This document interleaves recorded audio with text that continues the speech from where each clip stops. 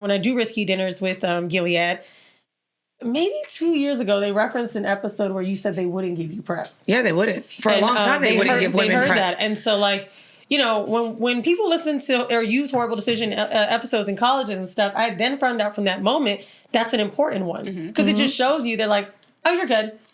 Yeah. And there's a lot of women who talk to me who's like, oh, I went to go talk to my doctor about PrEP because you talk about it. But then they was like, well, you don't need PrEP, right? That's a lot. Crazy. And that happens a lot with doctors and nurses. So and you know, they're creating now pills where I just saw a commercial, something, I can't remember the name of it. In the commercial, it says this is only for men.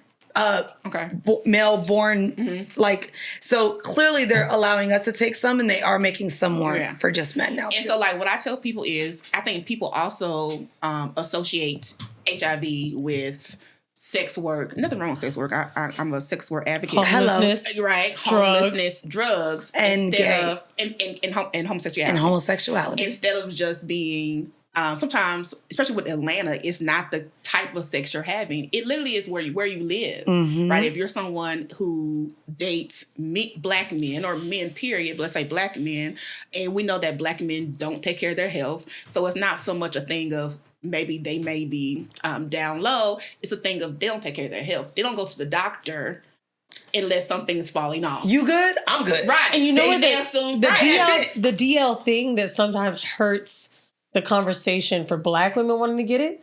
And I didn't even realize it's because the first thing you think is, well, not my nigga. Right. And so, for one, that makes women just as a whole think HIV is gay. Yes. I love what you just said, though, because it's the reality. I think what I've been hearing even on more black podcasts now are men over 50 making sure to go get their colonoscopies and things checked, because we are having an alarming rate of black men die from cancer because they weren't catching it, but it's because they weren't going to the doctor.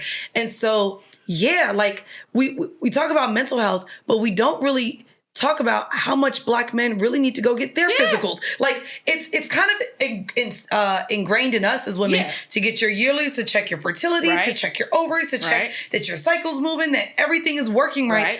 That conversation isn't often had with guys. For men. And I was talking to one of my guy friends, and he was like, yeah, y'all are taught early on, go to the doctor. With us, unless it's like a sports physical, when we're young, and after we quit playing sports, we don't go to the doctor no more. And I was like, I never thought about that.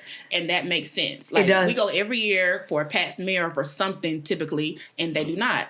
And I also found it interesting too. I was reading, Tamar came out and said she's on PrEP. Yes. And then really? She did recently. Yeah, recently. And then all the comments were like, she must be fucking gay men. Yes. Literally, she must be fucking her friends that she around. It was so ignorant. Don't she live here? Yes. She does live here. And she said that. She said, because she went live on Instagram Live, and she was saying about her dating life. It was now so she's ignorant. Single. And something to the terms of, well, I'm in Atlanta now, and and people will be men sleep around. That's all she said. She didn't say with what gender. She said they sleep around, which is kind of true. Which is very true.